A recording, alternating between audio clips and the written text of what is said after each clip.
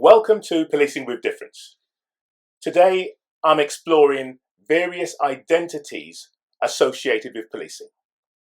Police forces don't have fixed corporate identities. They reflect the styles and standards of their dominant personalities.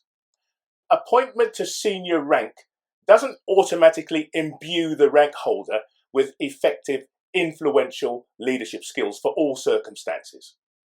If senior officers are unable to effectively manage, control, direct, and influence their teams, the members will take their directions from elsewhere.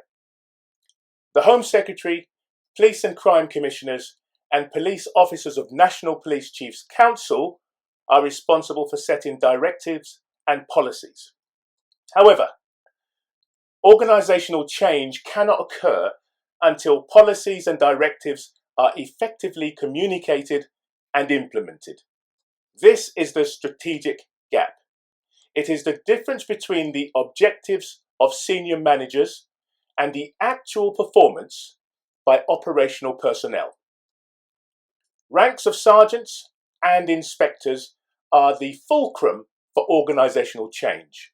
This is where the highest percentage of fast-time decisions affecting communities is made for frontline policing teams, community policing, and investigators. For police services in England and Wales alone, there are over 25,000 sergeants and inspectors.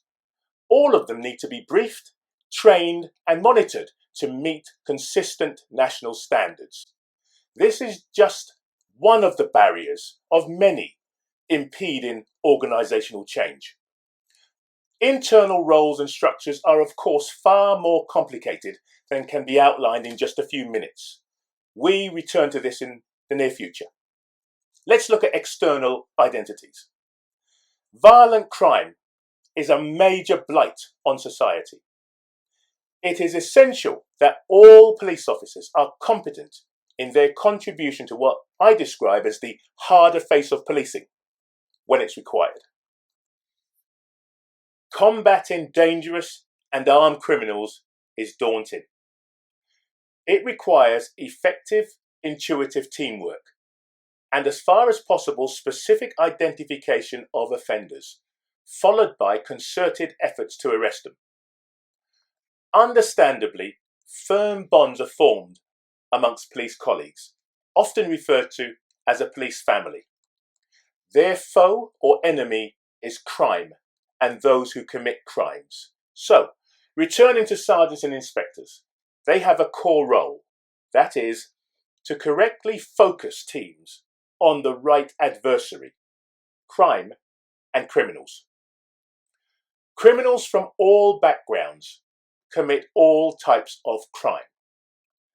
Race or other physical appearance factors are not indicators of general proclivities for particular types of crime. Effective intelligence-led policing is absolutely crucial, but not if it is used to convert incidents of serious crime into stereotypes of people in communities, as has been the case for many decades.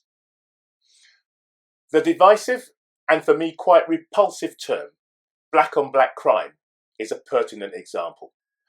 If police syntactics probed white on white crime, that is equally absurd and offensive. If data indicates high numbers of black male victims and also black male suspects linked to knife crime or violent crime in a particular area, effective, robust, intelligence-led policing is required. But high numbers of victims and offenders does not support conclusions that it is a majority of young black people or black youths in communities involved in crime.